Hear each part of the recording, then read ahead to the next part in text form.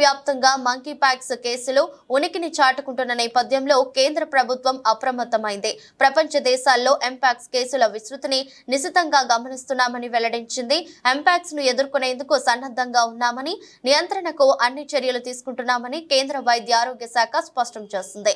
భారత్ లో ఎంపాక్స్ కొత్త కేసులేవి రాలేదని పేర్కొంది. ఇవాళ కేంద్ర ఆరోగ్య శాఖ మంత్రి జేపీ నడ్డా అధ్యక్షత వైద్య ఆరోగ్య శాఖ సమీక్ష సమావేశం జరిగింది. ఎంపాక్స్ ప్రభావం భారత్ లో పెద్దగా లేనప్పటికీ భారీ ఎత్తున చర్యలు తీసుకోవాలని నడ్డా ఆదేశించారు.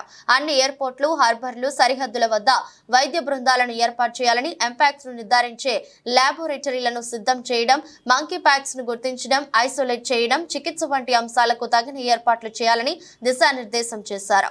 మంకీ పాక్స్ ప్రపంచ ముప్పుగా పరిణమించే అవకాశం ఉందని ప్రపంచ ఆరోగ్య సంస్థ హెచ్చరించిన నేపథ్యంలో కేంద్ర ప్రభుత్వం అప్రమత్తమైంది.